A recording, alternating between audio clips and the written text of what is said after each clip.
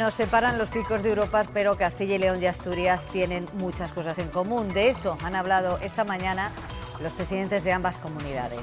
La minería, la despoblación, las infraestructuras y los propios picos han estado hoy sobre la mesa en esta reunión a dos.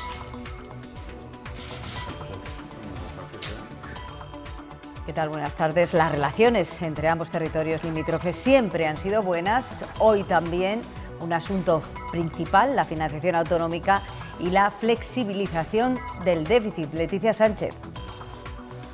Sí, los presidentes de Asturias y Castilla y León comparten que el actual reparto del déficit es injusto para el gasto que soportan ambas comunidades autónomas y así se lo van a trasladar el próximo jueves al ministro de Hacienda. Es injusto, aunque se mejore del 0,3 al 0,7, pero insisten, este no es un frente contra nadie. No se trata de hacer un frente, se trata de coincidir y se trata de defender, porque en definitiva lo que estamos defendiendo es a nuestros paisanos, a los asturianos, a los leoneses y a los castellanos.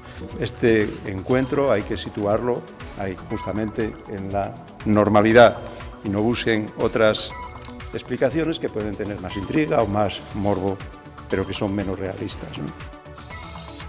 Y en las Cortes, la oposición ha recriminado al consejero de Sanidad la falta de ideas efectivas para controlar el incremento de las listas de espera. Dicen que por mucho programa Pericles, sin una inversión es imposible dar respuesta a las 94.000 personas que acabaron 2015 esperando una consulta de especialista. Y entre hoy y mañana, Felipe VI tiene cita con los portavoces de 14 grupos políticos, todos menos Bildu y Esquerra. La tercera ronda de contactos para intentar formar gobierno arrancó a las 10. Mañana se entrevistará con los 4 grandes. Si todo sigue igual, el martes 3 se disolverán las Cortes y se convocarán nuevas elecciones para el 26 de junio. La Audiencia Provincial de León ha acogido esta mañana la vista para decidir si Montserrat González y su hija Triana siguen en la cárcel. El abogado de ambas ha pedido al tribunal que sea valiente y deje en libertad a Triana hasta que se resuelvan los recursos, tal como se hizo con Raquel Gago. En su declaración por videoconferencia, la madre ha pedido llorando que dejen en libertad a su hija. Tememos a la Guardia Civil de Tráfico, pero son los ayuntamientos los que más multan, 5 veces más que la Benemérita. Y entre los más sancionadores, el de Valladolid. Los motivos, el exceso de velocidad, pero sobre todo el estacionamiento indebido, la hora. Esa idea de alquiler, entre comillas, del espacio público por periodo de tiempo para aparcar, etcétera, inevitablemente es las que peor aceptan, las que más enfocan como se enfocan como de fin puramente recaudatorio. Salamanca se disfraza de Verona, se convierte en la ciudad de Romeo y Julieta por obra y gracia de la televisión norteamericana. Comienza el rodaje de la nueva serie de la productora de Anatomía del Grey y si el episodio piloto funciona, se grabarían otros 9 capítulos. Hemos empezado la semana con sol, con buen tiempo. Vamos a ver lo que nos espera de ahora hasta el viernes. ¿Qué tal, Andrés? Buenas tardes. ¿Qué tal? Bueno, hay que disfrutar de este sol porque encaramos esta última semana de este histórico mes de abril con muy buen tiempo. Durará como mínimo hasta el miércoles, parece que después se va a estropear otra vez. Pero vamos a mañana, el sol también será el protagonista de mañana en casi toda la comunidad. Tan solo esperamos algunas nubes de evolución por la tarde que podrían dejar algunas gotas en áreas de montaña del norte. Además, las temperaturas seguirán subiendo y las máximas oscilarán entre los 15 y los 20. La colaboración entre Castilla y León y Asturias ha recibido hoy un nuevo espaldarazo. Los presidentes de las dos comunidades limítrofes, Juan Vicente Herrera y Javier Hernández, se han reunido en Valladolid en un encuentro en el que Leticia Sánchez, buenas tardes, se ha hablado de frente común para defender los intereses que comparten, pero sin que eso signifique estar en contra de nadie. Sí, buenas tardes. Ambos presidentes han insistido en que esto debería ser lo normal entre vecinos, entre demócratas, entre comunidades autónomas con intereses compartidos, aunque quien las gobierne sea de un signo distinto, y lamentan que esto no cunda a nivel nacional. Reunión en el marco de la normalidad para fortalecer su posición en el tema de la minería, en el tema de la financiación autonómica, o para reclamar a España y también a Europa que no mire para otro lado en el tema de la pérdida de población. Al unísono más absoluto, no hay fisuras en la sintonía entre ambos presidentes, ni en su forma de abordar la reunión. No se trata de hacer un frente, se trata de coincidir y se trata de defender, porque en definitiva lo que estamos defendiendo es a nuestros paisanos. Este encuentro hay que situarlo ahí, justamente en la normalidad, y no busquen otras explicaciones que pueden tener más intriga o más morbo, pero que son menos realistas, ¿no? Ni en 4 asuntos vitales para ambas comunidades autónomas, como son la minería. España no puede abdicar de, buscando las alianzas necesarias, revertir algunas de las incoherencias de las decisiones europeas adoptadas en esta materia. Es una auténtica urgencia para evitar cierre prematuro y forzoso de explotaciones mineras en Asturias y en Castilla y León.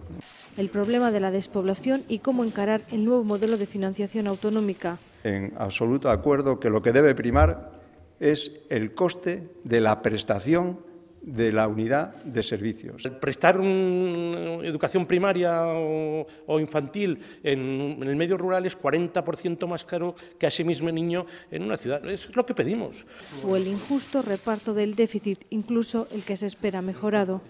El reparto del déficit entre administraciones no nos parece el adecuado. Desde luego al Gobierno de Castilla y León no le compensa la circunstancia de que se pueda revisar al alza nuestro margen de déficit para el año 2016. Ambos presidentes han repasado también el acuerdo de colaboración firmado en 2008, que ha permitido que 1.350 escolares hayan cursado sus estudios en centros de la otra comunidad autónoma. Hay otro tema que preocupa, lo han oído, el de la despoblación. Castilla y León no se detiene en esta materia. Hace una semana defendía este asunto en Bruselas como un reto europeo. Hoy en casa se ha constituido el Consejo de Políticas Demográficas, un órgano para coordinar las nuevas medidas de la Agenda de la Población hasta el año 2020. La Junta cree que es el momento de dar una vuelta a estas propuestas. Aquí se sientan todos los que tienen algo que decir en materia de población: municipios, asociaciones de inmigrantes y emigrantes, organizaciones agrarias, sindicales, empresarios, universidades o partidos políticos. El Gobierno de la comunidad les concita a todos en este nuevo Consejo Demográfico. Quiere escucharles para imprimir un nuevo rumbo a la agenda de la población. Para que todo lo que crean necesario que podamos reforzar, lo hagamos. La agenda como tal existe, pero, como les digo, no solo porque sean 5 años, sino por el factor que comentaba antes, que la crisis pues, ha cambiado muchas cosas y yo creo que nos obliga pues, a reinventarla de alguna forma. Y este Consejo es el órgano para coordinarlo y debatir. De entrada analizarán las 100 medidas ya puestas en práctica. La Junta quiere actualizar las que se refieren al programa de garantía juvenil, la implantación de la receta electrónica o el plan para el desarrollo conjunto de zonas con desafíos demográficos. Todas tienen ya su consignación y aquellas que fueran nuevas, pues lógicamente habrá que evaluarlas porque todas tienen un coste y si no va seguida de esa dotación, pues serían inútiles. El empleo, lo saben todos, es el gran revulsivo para fijar población. En este sentido, marzo dejó por primera vez en tiempo un dato halagüeño: 520 extranjeros se afiliaron a la Seguridad Social en nuestra comunidad. La economía de Castilla y León crecerá este año al ritmo de la media nacional. Las previsiones de España Duero prevén un 2,6% de crecimiento con la construcción y el sector servicio de motores. Optimismo también para el empleo, con una caída de la tasa de paro hasta el 16%. Se mantiene la inercia de crecimiento que dejaron las reformas en 2015. El tirón será medio punto inferior, el 2,6%, con mayor aportación de la construcción, los servicios y el consumo de los hogares. La desaceleración se debe principalmente al menor impacto de los vientos de cola como el precio del petróleo o del euro. Parten de una situación muy baja. En principio las variaciones interanuales son muy altas. Cuando ya las variaciones interanuales posteriores las vamos comparando con lo que ya eran mejoras, las nuevas variaciones interanuales empiezan a ser menores. El empleo también va a crecer este año, pero con menor población activa. La tasa de paro descenderá hasta el 16% para acabar en unos 185.000 desempleados. Este aumento sería generalizado por sectores, aunque más acusado en términos relativos en la industria y en la construcción. Aunque, como ya he dicho, pues el sector servicios es el principal responsable del crecimiento del empleo en la región y concentra alrededor del 70% de los ocupados. El estudio de España Duero prevé el mayor crecimiento provincial en Salamanca, seguida por Valladolid y Zamora. Esta entidad España Duero va a retomar el próximo jueves la negociación del ERE, que contempla 1.100 despidos y el cierre de 52 sucursales. Desde la dirección insisten en que mantienen el compromiso con el medio rural y con Castilla y León, donde el crédito ha aumentado hasta casi los 500 millones de euros en el primer trimestre, y culpan de este ERE a la tormenta perfecta que está viviendo el sector.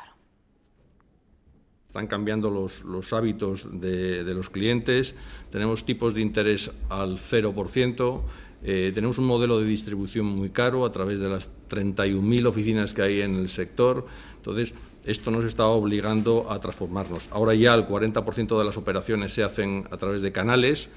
Lo que sí quiero decir es que nuestro compromiso con esta tierra permanece invariable.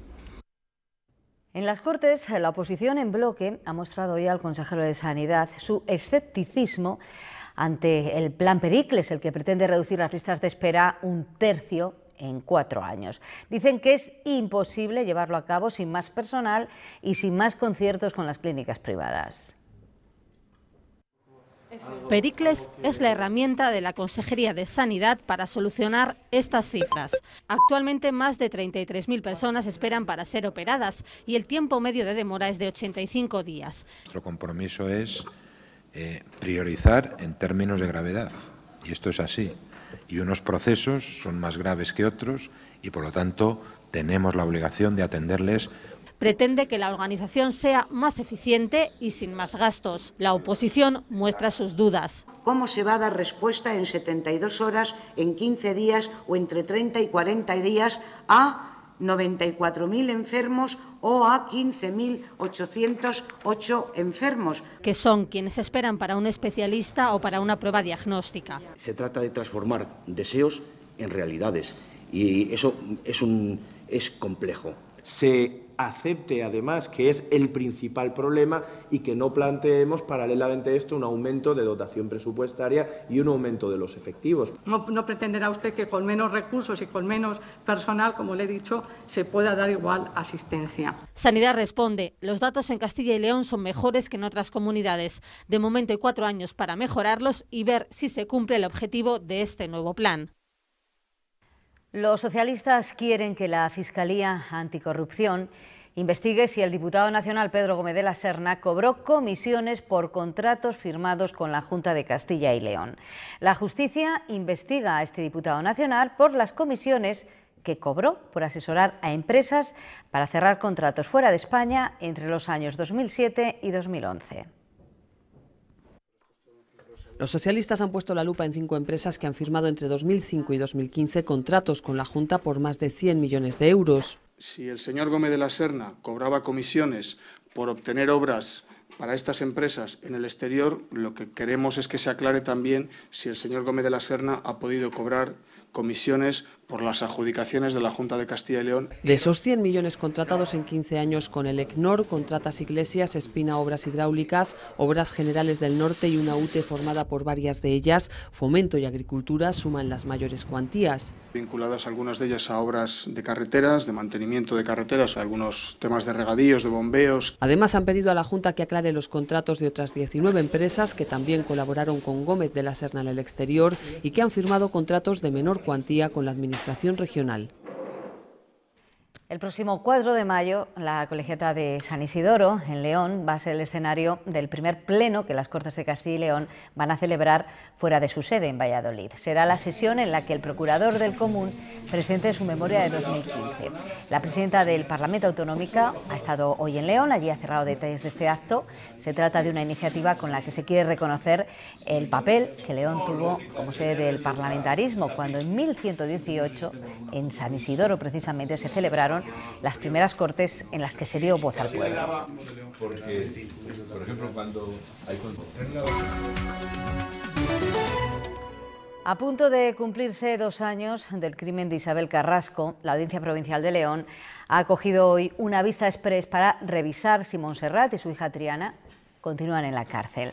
Allí en la audiencia está nuestra compañera Thais Lozano. Thais, ha sido una vista muy corta. ¿Qué han defendido las partes? Muy buenas tardes. En la vista, las acusaciones particulares han pedido la prórroga de la prisión provisional para ambas acusadas, mientras que su defensa ha solicitado la prórroga de la prisión para Montserrat y la libertad provisional para Triana. Ambas acusadas han declarado por videoconferencia y han pedido entre sollozos la libertad de Triana.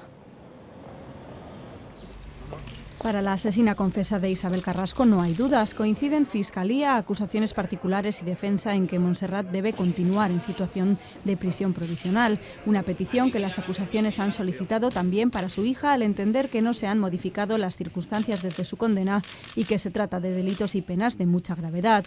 Sin embargo, la defensa de Triana se ha opuesto a la prórroga de su situación de prisión y ha pedido su libertad, recordando que en su condena existieron graves contradicciones en el veredicto por las que podría incluso resultar absuelta cuando los recursos se resuelvan en otras instancias. Además, ha recordado que no existe reiteración delictiva, riesgo de destrucción de pruebas o de fuga. Las acusadas han seguido la vista de apenas 20 minutos por videoconferencia desde la prisión. Al término de la misma, Montserrat ha pedido entre lágrimas la libertad de su hija y Triana ha lamentado también entre sollozos que se hayan inventado mentiras contra ella y ha afirmado que lleva 2 años en prisión siendo inocente. La ley de enjuiciamiento criminal determina que el límite de prisión provisional es la mitad del total de la condena. Por ello, de prorrogarse esta situación, Montserrat podría permanecer en prisión provisional hasta 2022 y Triana 1 año menos hasta 2021. No dejamos León. Allí esta mañana se han retomado los trabajos en el río Bernesga para localizar el cadáver de un hombre que ayer vieron varias personas en el cauce.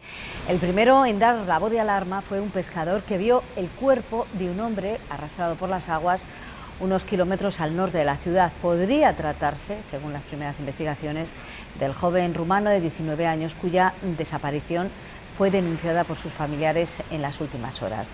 Justo al lado del río ha aparecido la documentación del joven.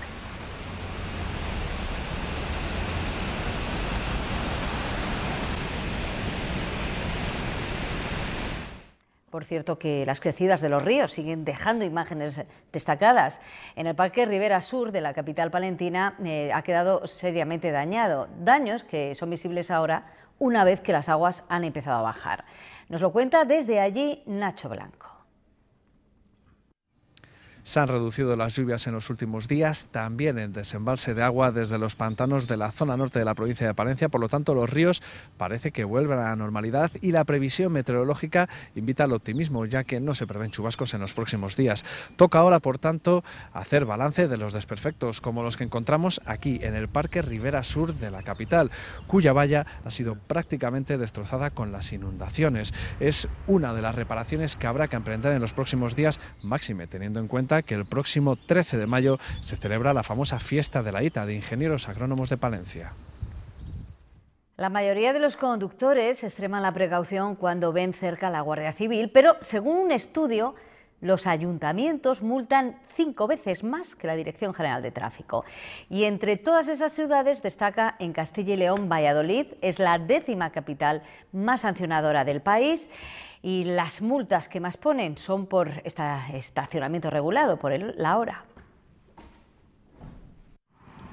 Atentos a los agentes de la Benemérita, pero también a los municipales. Los ayuntamientos multan 5 veces más que la DGT y en capitales de provincias 6 veces más que en el resto de municipios. Yo creo que multa más la DGT.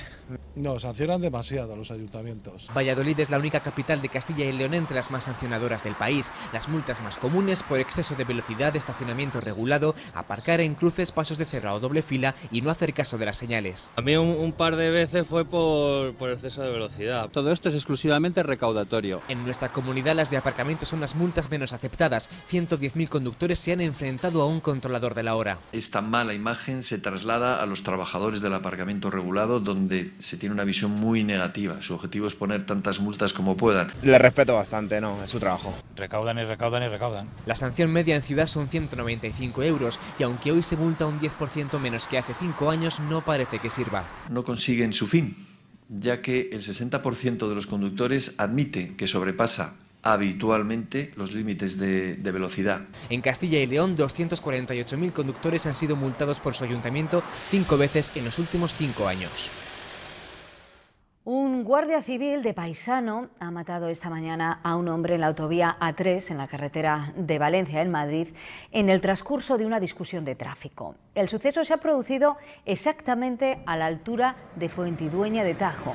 El presunto homicida tiene 31 años, conducía un BMW y tras colisionar ambos automóviles y discutir en plena calzada, ha sacado la pistola y ha disparado 5 tiros al agredido, que finalmente ha fallecido y que era de nacionalidad marroquí. El guardia civil ya está detenido, dice que lo hizo en defensa propia.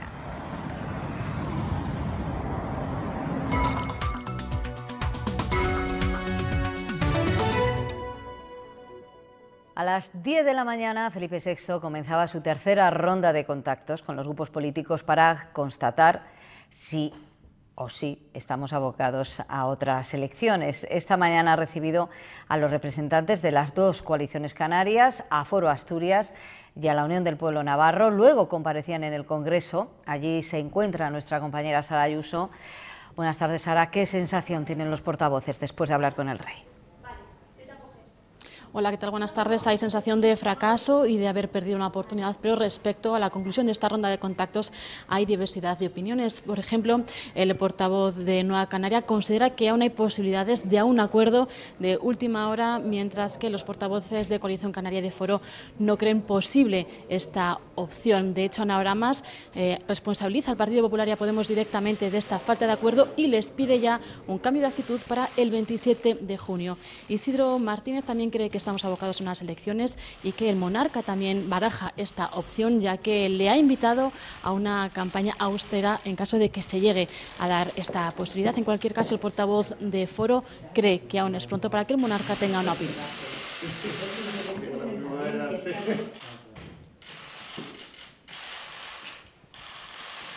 La mía era la segunda de las visitas de las 14 que tiene que realizar.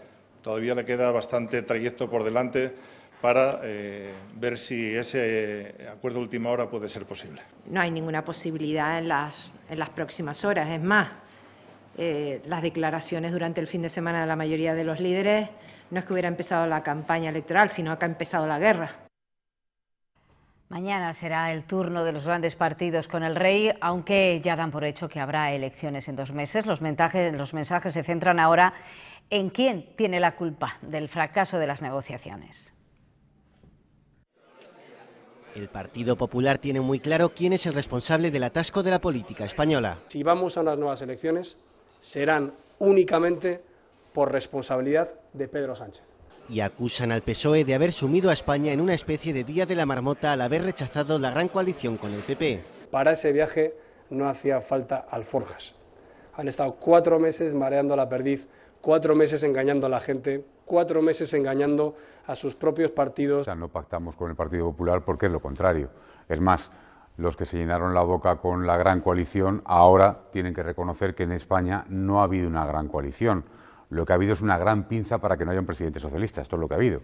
Los socialistas culpan a Pablo Iglesias de haber hecho esa pinza con el Partido Popular para forzar que haya elecciones. De esas casi seguras nuevas elecciones también han hablado tras su encuentro los presidentes de Castilla y León y de Asturias. Pese a ser partidos distintos, tanto Juan Vicente Herrera como Javier Fernández han coincidido a la hora de valorar esta situación. Los dos han lamentado que se haya perdido la oportunidad, con diálogo y cesiones, de formar un nuevo gobierno. ¿Qué cosas no se dejaron en el momento de la transición en el perchero cuando se reunían, tanto para los pactos de la Moncloa como para la elaboración de la Constitución? Bueno, ¿qué vamos a decir? Yo creo que es un fracaso de la política. Es una lástima, insisto, que la capacidad de cooperación institucional y política que se tiene entre determinadas comunidades autónomas, pues esa sinergia, esa capacidad, pues no se haya reflejado. España no va a cumplir el objetivo de déficit marcado por Europa, ni siquiera el flexibilizado marcado para 2016, pero el Gobierno trabaja ya con un nuevo porcentaje. El ministro de Economía asegura que esa cifra es del beneplácito de Europa. Según De Guindos, España es el país que más está creciendo de media. ¿Eres cliente cero? Apúntate al plan cero comisiones y no pagues por el mantenimiento de tu cuenta, transferencias, cheques y tu tarjeta. Infórmate en nuestra web o en tu oficina. España Duero, cerca de ti. Para De Guindos hay una cifra, el 3,6%, que es la que el Gobierno va a incluir en su programa de estabilidad y, por tanto, el objetivo a perseguir. Yo creo que es perfectamente alcanzable y además estoy convencido que la Comisión también lo ve así. El ministro de Economía defiende que nuestro país es el que más está creciendo de toda la Unión Europea. Ya el Banco de España nos ha dado una estimación, que es un crecimiento del 0,7%. Eso lo que nos lleva es un crecimiento anual en el último año de próximo al 3,5%, es decir, un crecimiento muy fuerte. Aunque avisa de que no nos podemos esperar mucho de los datos de la próxima encuesta de población activa. El primer trimestre siempre, por razones evidentes, por razones que tienen que ver con las características de la economía española, es el peor. La falta de un gobierno estable, según De Guindos, no afecta a nuestra economía. Ese no es el problema es dónde podíamos haber estado si hubiéramos tenido estabilidad política. Hay reformas pendientes, asegura De Guindos, pero no serán los ajustes llevados a cabo en 2012.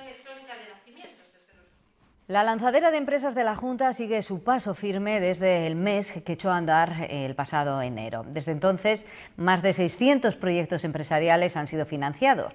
A las 13 entidades financieras que apoyaron esta iniciativa desde su nacimiento se han unido ahora otras 3 más, Abanca, Bankinter y Laboral Cucha. La consejera de Hacienda se ha referido al asunto del déficit. Dice Del Olmo que a Castilla y León no se le puede obligar a hacer un plan de ajuste. Nos están dando la razón porque no habla ya de plan de ajuste, habla de la próxima reunión del Consejo de Política Fiscal, habla de que si queremos nos sentamos, porque lo que sí tenemos obligación de hacer es un plan económico-financiero. Pero ya lo tuvimos el año pasado, Pero eso no tiene nada que ver con el plan de ajuste, ni con las retenciones, ni con la no disponibilidad. Renault ha presentado de forma oficial su nuevo y esperado Koleos, una gama por encima del Kadjar. Es un enorme todoterreno con 5 y 7 plazas. Tiene incorporado un sistema de reconocimiento de señales de tráfico.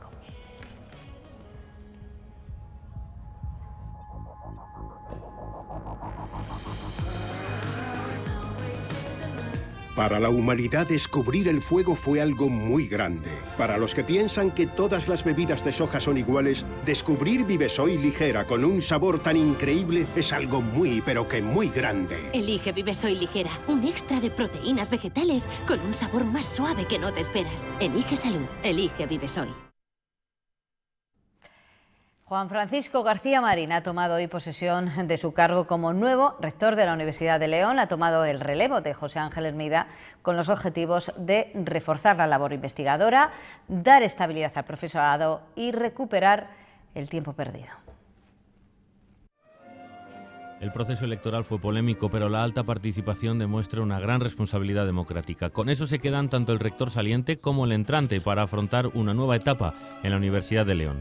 García Marín coge las riendas de una institución a la que los rankings no dejan bien parada.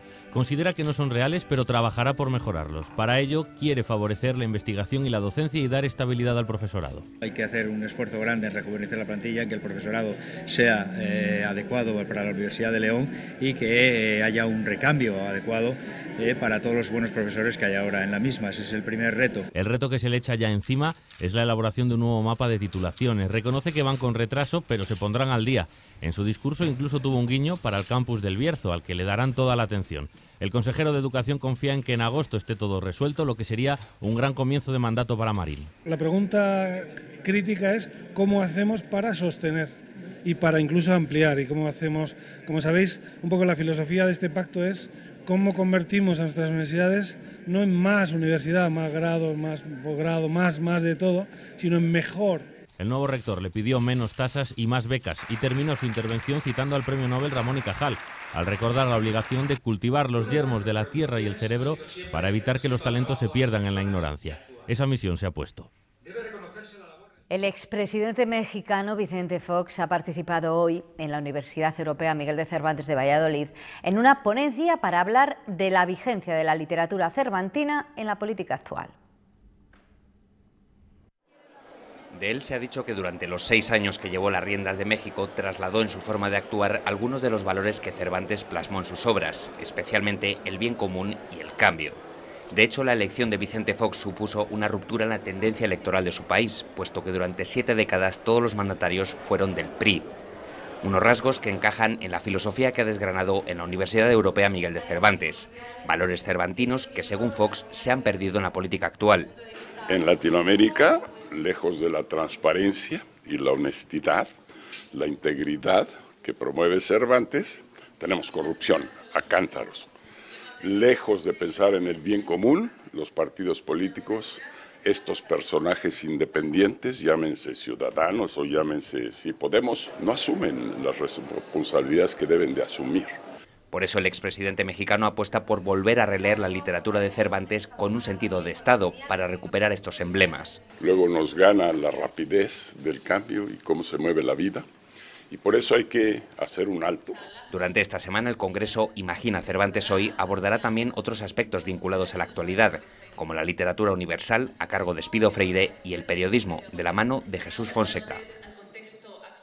Desde hoy Salamanca es también Verona, sí, como hoy en la eterna ciudad italiana de los amantes. La productora norteamericana de series tan exitosas como Anatomía de Grey ha elegido la ciudad del Tormes para ambientar su nueva serie que transcurre justo después de la trágica muerte de Romeo y Julieta. La calle Compañía de la capital salmantina se convierte desde hoy en un mercado del siglo XVI y la Casa de las Conchas en un palacio noble de la Verona renacentista, el escenario perfecto para recrear la ciudad que vivió en primera persona la historia de amor de Romeo y Julieta, y lo argumental del capítulo piloto de la serie norteamericana Still Star-Crossed, que se graba estos días en Salamanca y que hace difícilmente reconocibles las principales calles del entorno monumental. Yo creo que la gente que no lo conozca, luego con los efectos y demás, yo creo que sí que parecerá Verona. Grúas, vallas, calles cortadas son los pequeños inconvenientes que conlleva el rodaje que los ciudadanos soportan con la alegría de ver que su ciudad tendrá proyección internacional. Y que es como que atrae mucho a los turistas y está muy bien. Sirve de mucho para cultura y para todo, sí. Muy bien. Todas estas cosas dejan la fama luego en el cine y el dinero a los hosteleros. Un rodaje que ha suscitado una gran expectación entre la población salmantina, que no ha dudado en acercarse hasta las inmediaciones para verlo en primera persona. Hasta el 3 de mayo en Salamanca, silencio porque se rueda. Comienza la cuenta atrás para la apertura de Aqua. La Reina Sofía va a inaugurar el miércoles en Toro la edición número 23 de las Edades del Hombre. Y todavía a estas horas se ultiman los detalles. Esta mañana se ha firmado un acuerdo de colaboración entre el Ayuntamiento de Toro y Caja Rural de Zamora. La entidad financiera cederá gratuitamente un solar de 1.200 metros cuadrados en pleno casco antiguo para aparcamiento. Se trata de mejorar el acceso y el tráfico para los turistas.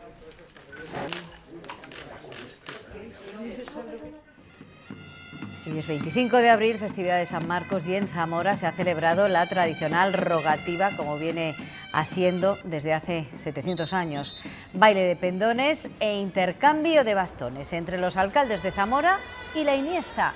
Una invitación que se materializará dentro de 2 semanas cuando la Virgen de la Concha vaya en romería hasta la Iniesta para visitar a su hermana. Hace 100 años, Picasso y George Braque comenzaron la técnica del collage. Después continuaron con ella los dadaístas y ahora vuelven a estar de moda. Tras pasar por ciudades como Nueva York, Berlín o Montreal, Valladolid es la nueva sede de una exposición que reúne el trabajo de 24 artistas del collage moderno. Con ella les dejamos. Adiós. El título de la exposición ya nos avisa, este es un espectáculo de collages raros. Quizás estamos más acostumbrados al mundo más collage dadaísta, entonces nosotros es como una vuelta de tuerca, como forzar un poco a innovar y a crear cosas que, bueno, pues que realmente pues a investigar un poco más. Detrás de estos carteles hay pintores, diseñadores de moda y grafistas. Nos inspiramos del graffiti, nos inspiramos de la tipografía, del lettering, de la calle. Son todas revistas y lo que intento es que se vea que, pues eso, que está arrancado. Son 24, 5 de ellos de Valladolid. Forman parte de The Wear Show, una plataforma que nació en Madrid hace 6 años y que une artistas de todo el mundo. Es fundamental este tipo de plataformas para unificarlos y poder generar ese tipo de conexiones a nivel internacional. A nivel individual, crear una exposición así llevaría años. Es como un trabajo de museo, ¿no? Con las redes sociales, el collage, como le ha pasado al graffiti, vuelve a estar de moda.